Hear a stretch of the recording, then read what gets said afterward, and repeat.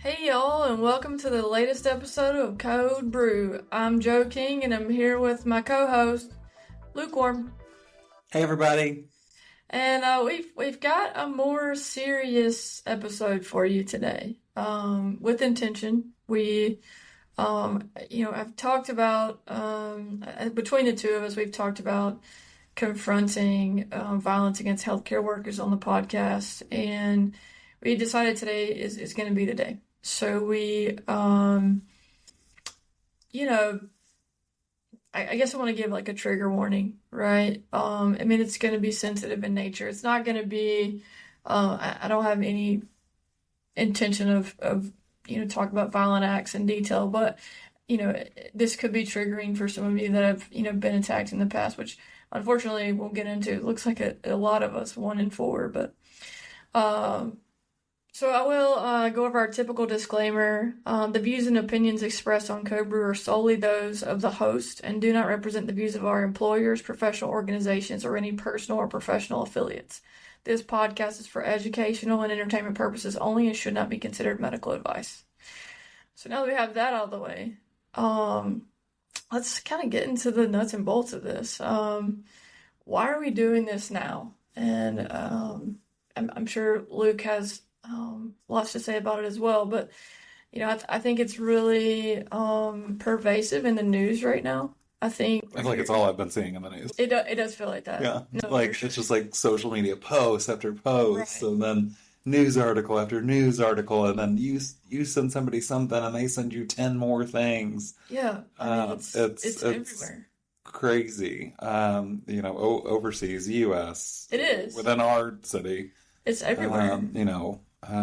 Definitely something that we need to address. I think it's been going on for a while. Yeah. We've normalized kind of violence in the healthcare system.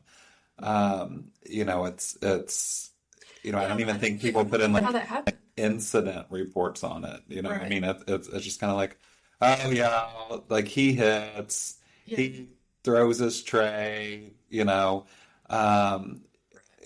then like later when administration's going to like look for the data, like there's not even like a report, right? Because it's just like, oh well, they always do that, it is completely normalized in people's head. We need to unnormalize it. Right. That's a culture problem from our standpoint.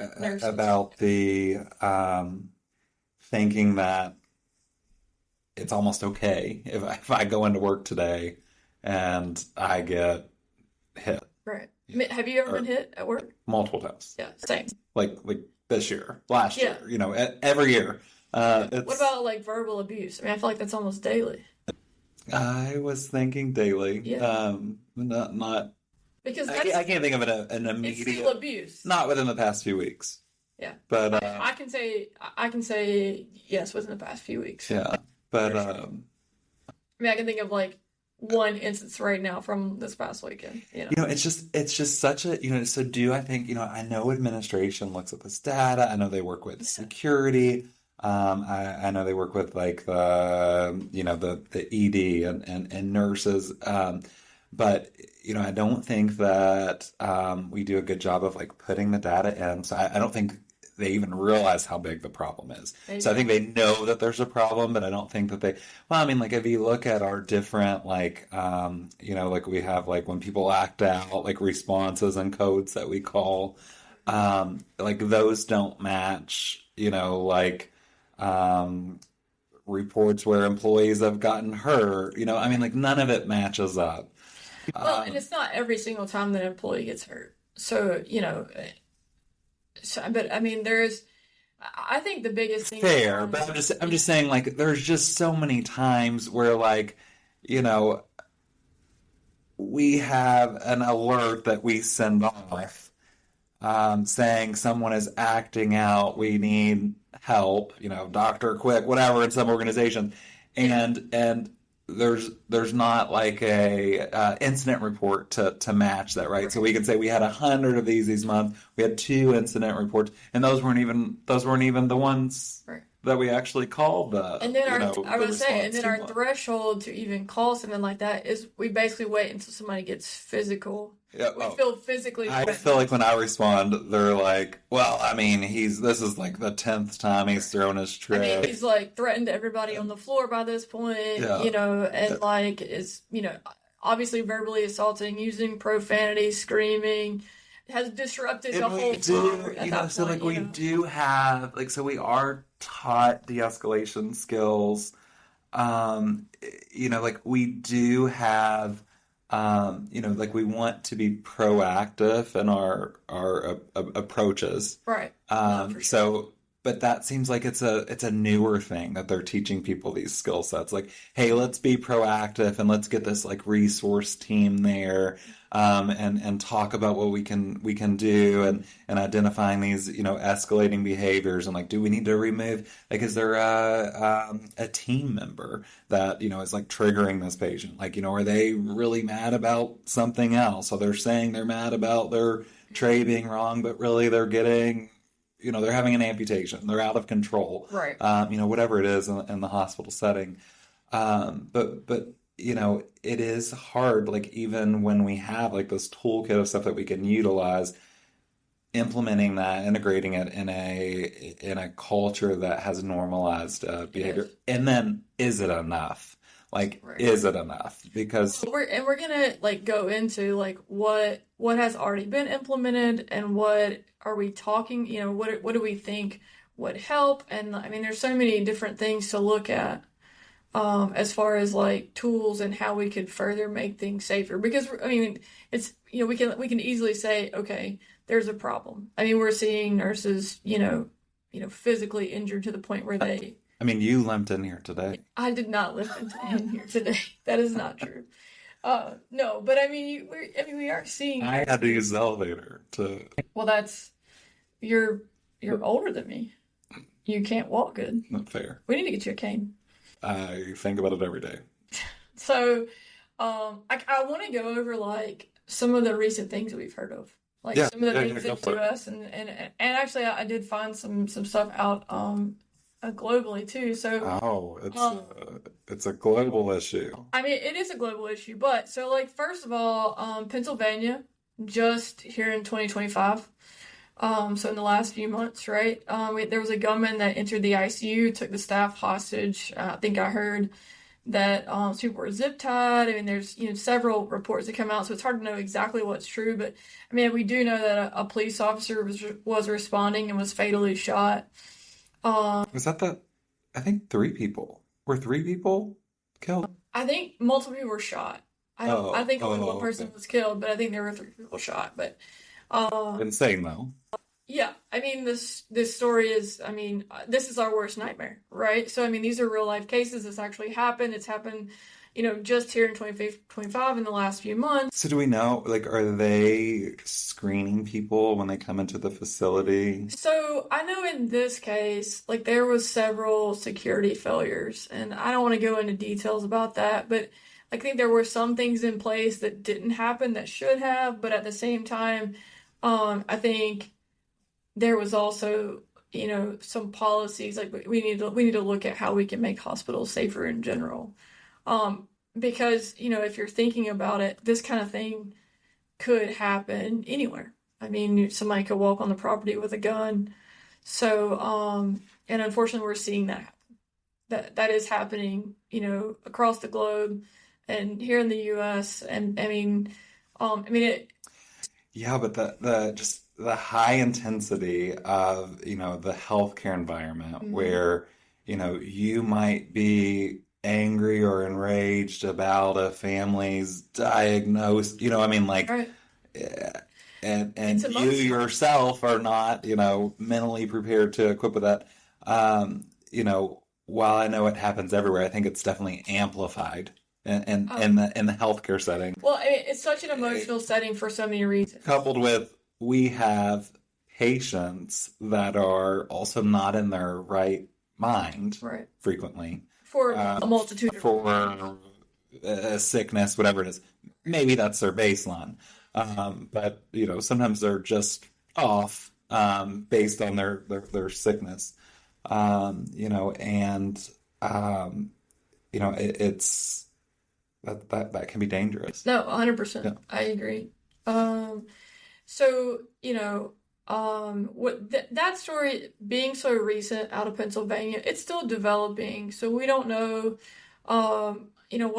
what kind of punishment this guy's going to face. I mean, I would think for sure he's going to be charged with murder, right? But as far as like how this is all going to develop, I think we're all going to be paying attention to how it develops in the news and from a court standpoint. But so looking kind of across the U.S. Down to the Southwest. Also, what does it mean though? Like, so isn't our state the have we made it a crime to? We're gonna get into that. Okay. Yeah, so we're gonna get into like what the punishment is in general, but it does vary a lot state by state. You make a great point. So in Arizona, just here in the last few months, still in 2025, a security guard was shot while protecting the staff in an ER. Um, so I think for me, the big thing is what we're seeing here in the U.S. is gun violence. I mean, we've seen gun violence escalating over, the past couple decades at least. I mean, definitely it started in the 90s primarily as far as like seeing an uptake. We see like think about school It's shootings, been that my kind of whole thing. life, it feels like. I mean, it does feel like that. I mean, I remember like as a child in the early 90s where we started seeing actually one of the first school shootings was, close to where I grew up in Pearl, Mississippi. Like literally like right down the road. But so I mean, we are definitely seeing increases in gun violence. So it just feels like you see schools addressing it. You see a lot of other types of facilities addressing it. I mean, I just feel like it's probably time for hospitals to address it. But so looking at things from a global perspective, I found a pretty shocking statistic out of Australia. Actually, it was like focused in on Melbourne, which is a city in Australia. If people aren't familiar with Australia, so they have standardized codes, it seems like, and there's a code black in the hospitals in Melbourne, Australia, every 12.8 hours. And a code black means there's an immediate danger to the staff. So they're doing that basically once a shift, once every 13 hours, which is basically once a shift. And that's just in the city of Melbourne. That just feels like a super frequent thing. I mean, we're not, calling anything about a danger to staff. But maybe we should. We've said we've normalized it That's here. true. So think about That's how what I we've mean. grown up with gun violence and, Yeah. just get under your chair. It's Well, it doesn't. fine. Let's do these drills. I mean, we do. We had that in school. This is America. What's that song? Uh, Um, no, I mean, but I'm kind of surprised that you didn't put the Florida woman that was attacked.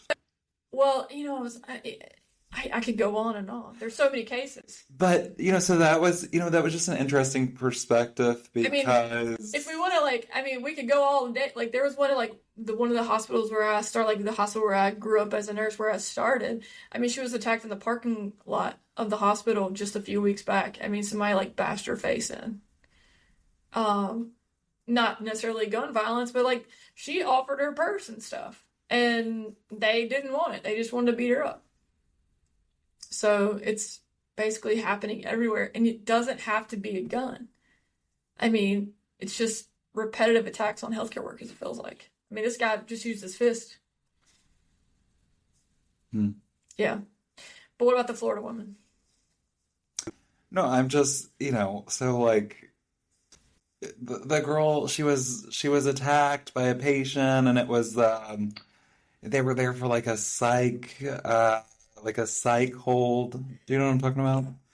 And then, of course, there was like the weird call by administration that what was it? Where they were like, this what's the thing called? What do they call it? The Riot Act, Oh, the Baker Act. the Baker Yeah. Act. So like they're like That's a state specific. it was kind of like I'm not worried about the nurse, which okay, maybe it's just a bad voice clip. but they're like, I'm not worried about the nurse right now. The nurse is probably going to die. I am worried about the Baker Act patient that that got out. Yeah, so So probably a bad clip. probably a bad clip, but also like what? But that is the The stuff. nurse is probably But gonna die. but when you think about it, like this is the stuff that staff feels. They feel like Yeah, administration doesn't care. yeah. So I I do don't think that we 100% do a good job of one, conveying what administration is doing, and two, are they doing enough, right? So, there's always a communication problem. Oh yeah. People don't know what's going on with the organization.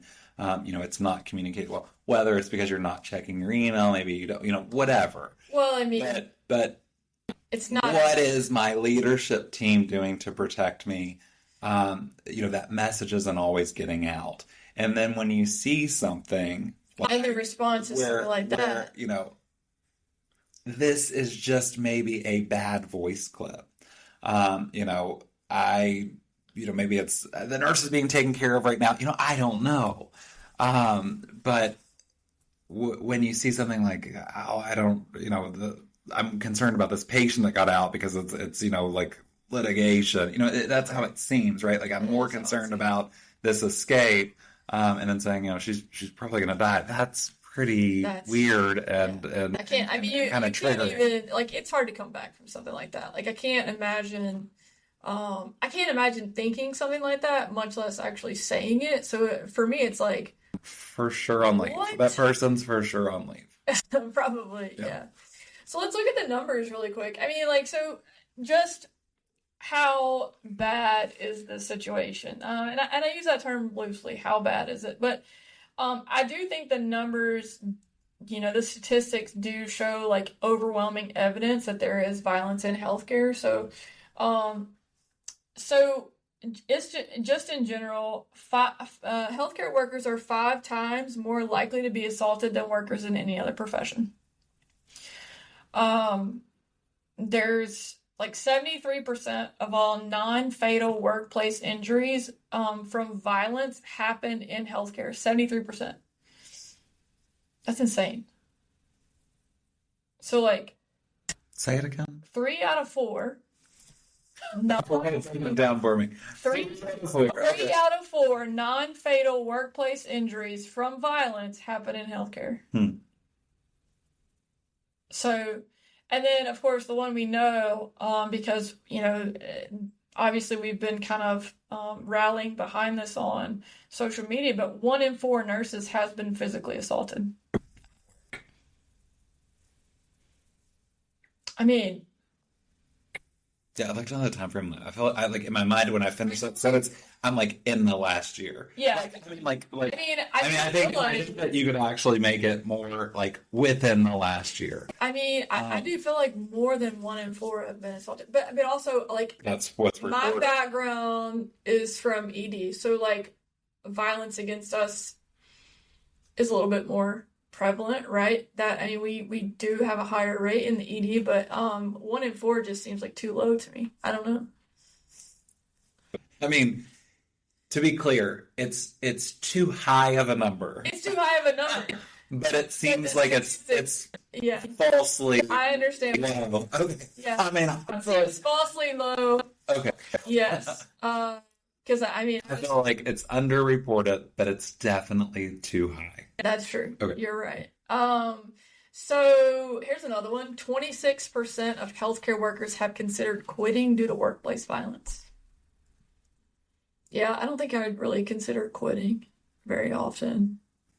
I mean, gosh, I've been hurt, I can't get into my house, walk up steps, Yeah. that is, it's like, okay, I feel like it wasn't like yeah. traumatic to me, my coping mechanisms, mentally, I'm like, okay, whatever, which maybe that's not healthy, right? But nurses are resilient. I mean, But considering like all the times that I've actually been assaulted physically, I've only been like truly scared one time that I can remember. And I actually did press charges on this guy. Like he threw me against a wall and was holding me there. in a hallway. He followed me down a hallway, and Did the organization pay for the lawyer? well, I didn't have to get a lawyer. What to press charges? No, I pressed charges with the police department. Oh, okay. Yeah, no. So I know that some organization, like the organization we work for, will actually press charges and litigate. Well, that was not. I don't know if that's conveyed to staff. I mean, it's been told to staff, but I don't know how well they know it, right? So I mean, this was in a different state, and I mean, the organization was supportive, but like, I don't think it was necessary for the organization to get involved.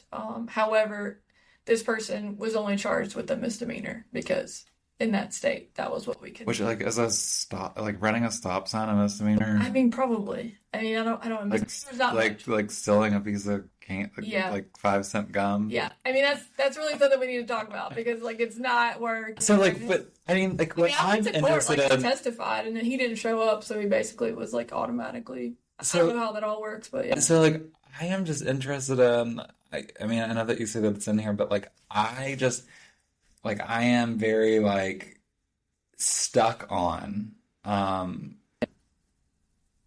the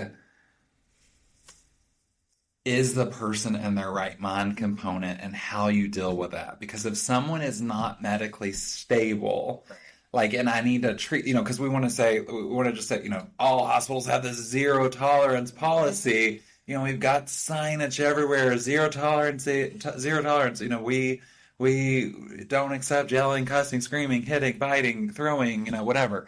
But then if a patient is medically unstable, and what extent of unstableness, at what point can we not discharge, right? Because we say there's like this, we can discharge them. Well, I mean, but like, yeah, you have to I don't see this discharge process. I mean, and I don't see too many people in an acute care setting that can really be discharged without, in any form of safety. It being unsafe for them. So like, well, and then how do you prevent them from coming back to the organization? So yes, we can throw in aggressive, when the patient registers, where there's like a pop-up or whatever, like an alert.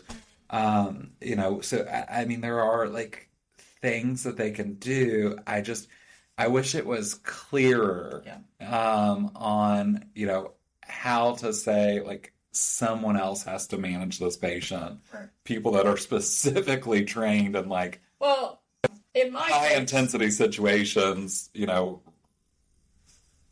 right, padded rooms. So in my situation, padded room acute care, the guy was in, like, he came in because somebody brought him in because he was drunk. And that was it. So, like, was he in his right mind? No, but it was just alcohol intoxication. So, I mean, he would be, in real life, he would be charged for anything that he did. So, if he was driving drunk, if he, like, assaulted anyone else out, like, he could, like, truly be charged with, assault, someone, manslaughter, whatever. But for throwing me against the wall and holding me against the wall, he was charged with a misdemeanor. Yeah. Does that seem fair? I mean, absolutely not. Yeah. Okay. So, and that just goes, and that's our next point that I wanted to make is like legislation. So why? But it's pushed, so I hear. Yeah. I haven't looked this up, but I mean, like, when you're looking at like ANA and you're looking at all like this, like legal day at the Capitol, like this is on our legislators' desk every single year. It's there right now. These bills are there every single year, and no one will sign them. Well, and there's every year they've been there. Yeah. Like I mean, we could probably find the last 20 years they've been there. Like, is it okay to hit a nurse in the face? No. And they won't sign that. And they'll all say, no, we need to protect our healthcare workers, but you have to actually do something, right? But the thing is like what they have on their plate right now. So in the federal legislature right now, what's sitting on their desk is called the Workplace Violence Prevention Act. And all, I hate to call it weak, but I'm gonna be I mean, honest. it's something. So it's something. Tell me what it is, but I It mean, I'll requires take anything. hospitals. It requires hospitals to create a workplace violence prevention plan. Now, what Oh, hospital do you know of that doesn't so already that's what it have is. a It's not. workplace violence prevention plan? No, they have a felony. They have a Not felony bill. not as part of the legislation that's currently being disputed. There's no enforcement, and there's no, That's not enough for me. I know, and there's no criminal penalties for attackers at the federal level. They leave it to the states, which I do Joe, understand. it's left to the states, but Yeah. in Kentucky we have. It's Okay. a Class D felony here in Kentucky. Class D felony. So we do have it. Yes, we do have a Class D felony. So other state level, so California and Texas already have. As of February 26, 2024. Yes, it's recent So I wonder how many years that took. in Kentucky. So there's some other states that already are requiring these prevention plans. And let's be honest, like there are already prevention plans. Now, what does a prevention plan look like? It looks like so weird to see that we're like ahead of people on stuff, like with like prescriptive rights for APRNs and like right. felony, like for this. So that goes back to, I mean, honestly, let's think about this. So we've had Andy Beshear. Andy has, our governor here in Kentucky, Andy has already shown how much he supports nurses by like supporting bills that advance APR and prescribing authority we were the first state. We've already discussed in a previous episode, we were the first state to protect healthcare workers from criminal penalties in a time when we make a mistake that's not, in bad faith, right? So, no, here in Kentucky, we're doing big things, and I'm really proud of that. But I want to see more. It's just interesting because we're always like the top 5 for like the bad statistics. Yeah, so I am very happy being in the top 1. Yeah.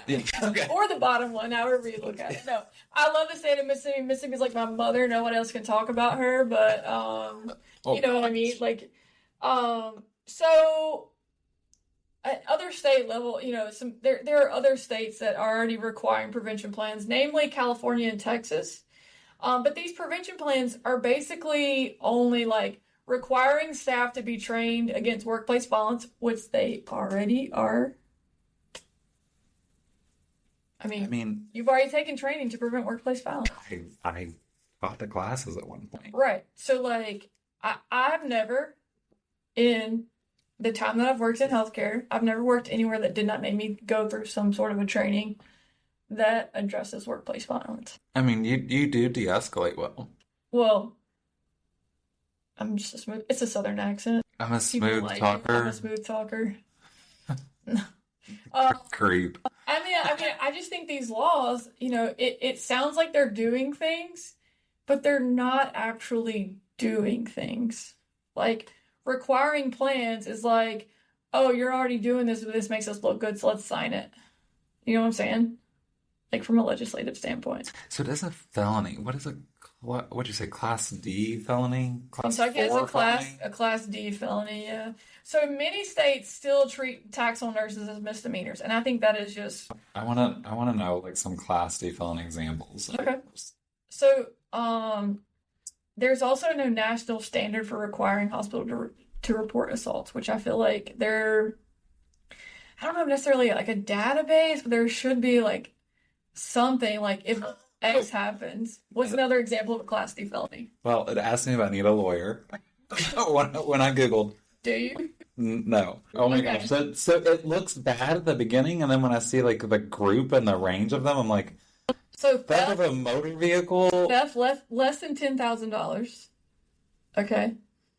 First offense of possession of a controlled substance. Fraudulently using a credit card over $1,000 but less than $10,000. I don't feel worth a lot.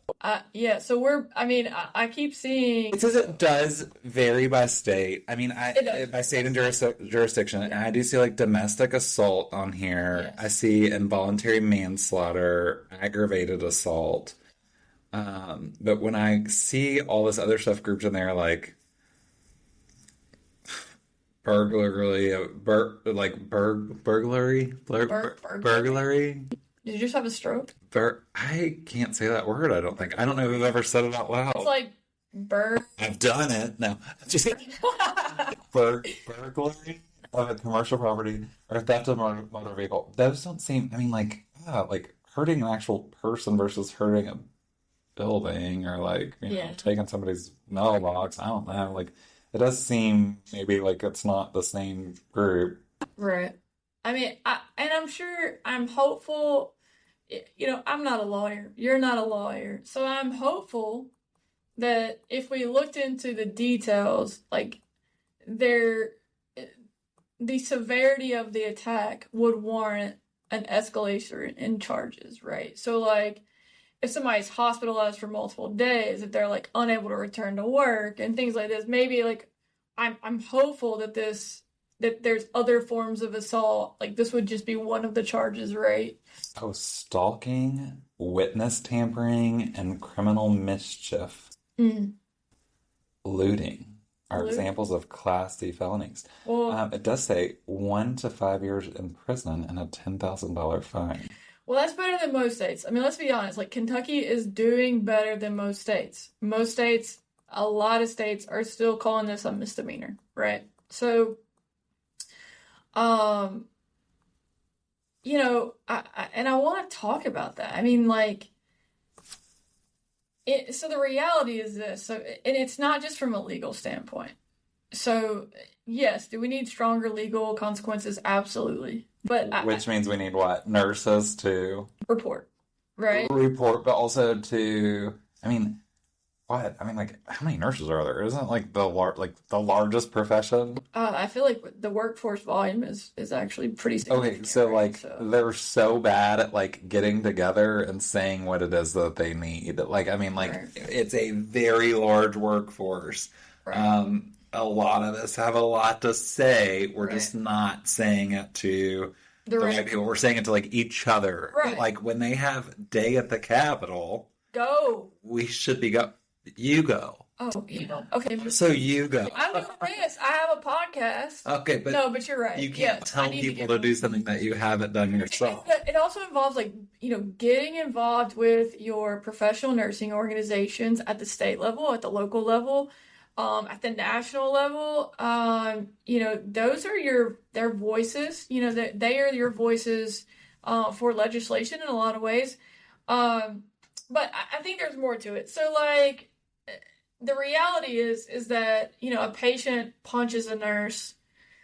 Frequently, we don't do anything. We don't press charges. They maybe get a warning. A visitor who, we haven't talked about this, but a visitor like will threaten somebody and they're still allowed to visit because we're afraid to say, oh no, you can't have any visitor. This person can't come back. And we don't police it, right? I mean, I have no problem saying that. I don't have a problem saying it either, but at the same time, like, is it? I think some people don't realize that they can do it. Yeah, I think that the communication from shift to shift is maybe poor. right. They're like, oh yeah, whenever he's here, he always, acts out or whatever. Yeah, But like, you hear it like after this person is acting out. sure. Um, Like you've heard, it's like, okay, but we should have. they've been doing it for a week. And then also like, what's with like people just showing up in a room in the middle of the night? Like, that's weird. Like, why is the floor like not called Right. to say like, hey, I mean, I like mean, we have a visitation policy. I mean, we're supposed to be screening visitors. We should be letting people know if someone new is coming into the building at, 2, 3 o'clock in the morning. I mean, I think these are the things that organizations are and doing with also I that feel like nurses caused think that problems. if they file a report, nothing's gonna happen. I mean, I think that's part of our culture is they feel like nothing. Yeah, I mean, like, It's the because point. you don't know the You don't follow up. back in. I mean, Yeah. like, it's fair. Yeah. But some of that follow up is private. But right, like if you're not seeing any immediate response, you're not seeing anything fixed to counter it. There are a lot of nurses that will say, I don't want to do it. I don't have time for it. It's just another thing. And it's, and with that is, yes, we're busy. Yes, we have long days. But if you don't care enough about it to report it, I get it. it, But I think there's also, that kind of sucks because, like you care enough to tell everybody. But like, that documentation is what's going to, if an organization has 300 documented assaults a month, they're going to have to fix it. right. If they have one, It's they don't know it's a not even a blip priority, on the radar. right? Like there's a lot of things that they're battling. Well, I think we also have like this culture where like nurses or other healthcare workers feel like they are going to be in trouble. Like For what? what could you have done differently? Oh, yes. The last time Or a did you patient try? the Yeah. last time a patient hit me, I honestly was like, or they're gonna be like, well, why didn't you call this earlier? Like Yeah. he was getting antsy, Yeah. whatever. Oh yeah. Uh, Or maybe you shouldn't have provoked them. I mean, I hope nobody tells me that, but yeah, I mean like um it does kind of feel like, I mean, I don't think that I've ever felt blamed when I was attacked, but I do feel like the culture is, oh, like somebody signed out AMA, or like we had to, call the police on somebody. It's like, well, how did this get started in the first place? Um, but so I think what we need is like, I mean, I realize that we rely on the states to pass laws about how we prosecute different things, but I feel like at some point we need to call on the states from a nationwide standpoint to say, hey, this needs to be a felony. Like, it's not acceptable for it to be anything less than a felony, right? I think there needs to be some sort of mandatory law enforcement involvement whenever someone, gets physical in a hospital setting. And, if you're in a non-emergent care setting, I think that violent patients in a non-emergent care setting maybe should be removed. I mean, if you're looking at oh, it's situations. not emergent care. Yeah. I mean, I think so. And then I do You feel meet like, I mean, and I think even in emergent care, you meet the criteria of screening, and then if it can be fixed somewhere else, yeah. And then, I mean, I do feel like these events, these violent events, like should be required to be reported. I mean, I don't know what the policies look like at a hospital level. I don't know what the laws about reporting requires, but it seems like they are being underreported across the board. You mean reported outside of the organization? Yes. Oh, Yeah. love it. Yeah, I mean, and I realize that's External accountability. I mean, I think it needs to be externally accountable, whether it's like reporting to law enforcement, whether it's reporting to the credentialing body. I don't know what exactly it looks like, but I mean, there needs to be someone Yeah, following this data. make that HCAPS. I mean, All it could be. the stuff we fix for HCAPS. Yeah, interesting, huh? So I have another proposal too about hospital security. And I really dug pretty deep for this episode. So schools, courthouses, and airports, they're all gun free, right? That's just a policy everywhere. Like you cannot go in a school. It's a federal law. You cannot go in a school with a gun. I thought they were like giving teachers guns now and saying, just do your best. I thought that was our new plan on it. I have not heard know. that. I mean, as far as I know, schools are considered gun free. I know courthouses are considered gun free. Of course, our airports are considered gun free. Gun free. Are they? I went the other day. It's a gun free zone. I don't think that's a nationwide, but I do feel like Okay, but so we're saying a lot of places. yeah. But I But think you know from a what? federal Let's bring you into an environment that's high stress, and it's okay to bring your gun. I mean, yeah, I think hospitals need to be considered gun free. Like I think at the federal level, if we can do that for schools and courthouses and airports, we can do that for hospitals. And I mean, I think we're seeing that advent of gun violence. I don't think we can call it like a what if scenario anymore. I think we can call it like this is happening. We have, enough data to say it's happening enough that we should be concerned, right? Um, I understand that hospitals resist like things like metal detectors because it feels so, you know, it sucks to have to go through a metal detector. Right? That'll detect everyone. I mean, Staff. that's what I'm I saying. don't care. Yeah, I mean the staff. You know what? Then every day, I see that you have a commitment. I don't care if I've got to wait in line. You know what? Make it a marketing campaign. Literally every day, I see that you're doing something to protect me. Yes, I mean, I love it. I go for it. I mean, I have worked in a place that metal detected every single person that came in. I mean, I think that's the plan. Even as like level 1 trauma patients were rolling by on a stretcher, they grabbed that wand and wand I think that is a thing. because you don't know. No, I mean, I think that's a thing. Oh, I know it's a thing. I've Yeah. seen it. Yeah. So, I just think that all hospitals should be designated as weapon-free zones, and I see metal detectors in the future. Like let's go ahead and be get on the cutting edge of the future. Like I think we should call on hospitals to now be like weapon-free and start working on putting those metal detectors in because like that's a way to like actively protect your staff, right? And then of course like security personnel. Now that's one thing that I feel like our institution does really well. I'm really proud. I have a really close relationship with security. And they're very visible. They're very active. They're patrolling all the time, which you don't see that everywhere. I worked in places that like you're like, oh, we have security here, but Oh gosh. it's like that. So, but that is something we do really well. You need to, minimize entry points as well. Oh yeah, There are so many entry points there to hospitals. And then like, to think about, let's say there's 20, 40, 70, who knows?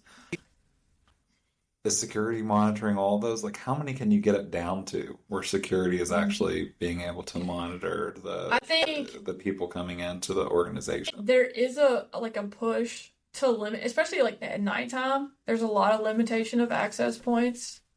Especially for visitors coming and going, patients coming and going. We're locking down elevators, and Yes. you need badge access. There is effort for sure. Right. Yeah. Yeah, for sure. You're right. You can always do more as far as locking down. But I feel like it should be like every single person coming through Right. the emergency department where where there is a lot of places are already at metal least a detecting. wand. Yeah. A lot of places are already metal detecting in the emergency department because they realize that is a point of entry for violent people from a patient standpoint, from a visitor standpoint. But then if you have all these other entrances outside the emergency department, which most places do, especially during the daytime, you don't have that security. So, so as far as like what you can do, we've talked about how we feel like Kentucky can really lead the way on this. Kentucky's already leading the way. We've listed multiple things. So that's where, Luke and I are living and working currently. And we're really proud of what Kentucky's legislature and Governor Andy Beshear already does to protect healthcare workers. And I think this is just another way for Kentucky to really stand up for nurses is like be even more proactive to prevent workplace violence. So I would love to see us continue to lead the way in that. But then also, we have states where, like we said, they are misdemeanor offenses. They're not even felony offenses. So, like, what can you do in your state or in your country? Look at Australia. They're having issues there as well. And I'm sure there are many other countries that are having this issue. A lot of westernized nations are having this issue as well because that's primarily where you're seeing this violence occur. I'm interested. I feel like they're actually reporting true numbers. They may be. Yeah. They may I be. feel like they haven't normalized it like American culture has. I mean, it's also like socialized medicine. So a lot of your hospitals, most of your healthcare facilities are already government agencies. So that probably structures very differently. So, I have to say, like, you need to be advocating for stronger laws in your state. Getting involved, like we said, with your state level, also the federal level, even your local level, professional organizations, speak up. Like we cannot continue to have this culture where we are allowing ourselves, our coworkers, our patients to not be safe in that environment because, in most of these cases, well, not probably about half of these cases, like somebody came in from outside and were not actually a patient whenever the violence occurred. So you got to think about, like, you got to keep your patients safe too. So it's like kind of easy to look at it from that perspective because we're already used to keeping our patients safe. But you have to speak up for yourselves, to speak up for the nurse standing next to you, from the PCA that's charting next to you, from the RT that's going to come see your patients in a little while. You have to speak up for each other, right? Report violence. Like, you need to be vocal when something happens to you. I mean, if that means filing a police report, if it means, like, obviously you're going to go through your facilities reporting policy, but make sure it's not just vocal, not just telling people that everybody. Yeah. Like, make it documented. Yeah. And like, share your stories. Like, we want to amplify this conversation. I think if more of us are talking about it, like, we're active on social media, right? But it's not enough. Social media is not enough. It's not really action. Pressing that button to share to the next person is not enough. You need to be calling your legislatures, calling all of the officials in your area and saying, like, hey, this happened to me. Hey, I got punched one time. Hey, I get called ugly things at work all the time. And we can laugh about it, like, I mean, one time I've been called a she-devil. I've been called a lot of weird things, and we laugh about it. It's funny, but at the same time, it's like, well, they really meant, emotional harm when they were calling me these things. So it's like, is it really okay? It's really not okay, because if you allow verbal abuse to occur, the new grad that is going to come on the next shift, who is 22 years old and doesn't know how to stand up for herself yet, is also going to endure that abuse. And they're looking to us as experienced nurses to step up, right? But also, new grads, you're not a punching bag. You're not a doormat. You're not someone who should be subjecting themselves to abuse day in and day out. We all have a right to go into work and do our job without being subjected to abuse. So, like I said, speak up, please. I know not everybody has a podcast that they can, vent to or share their voice, but you can reach out to us on social media. I would love to tell your story. And like I said, please, please, please, please call your legislatures, call your local representatives, right? So, anything for you, sir? My gosh. I mean, I feel like it needed to be talked about, right? I mean, just like, we can't let all these stories just go undiscussed, right? So that's it for us. I will say, hey, check out our merch store, support us. If you want to be a part of supporting the podcast so we can keep this going, please check out the merch store, codebrewpodcast.myshopify.com. And the proceeds that we make, it all goes towards like keeping the podcast going. We're not making any money off of this by any means. So And we want to talk to you more about healthcare worker safety or whatever stories you have. Reach out to us. We have an email address, codebrewpodcast@gmail.com. And we're on multiple social media. We have a LinkedIn now, by the way. Oh, fancy. Doesn't that feel fancy? Is it getting job offers? I feel so. No, there's no job offers, but it does feel like kind of like. Does it have a premium profile? I feel no, it doesn't have a premium profile, but it does feel very professional. So, as always, y'all, stay caffeinated, stay curious, stay safe, and we'll see you next time. Love it. On Code Brew. Bye. Bye, everybody.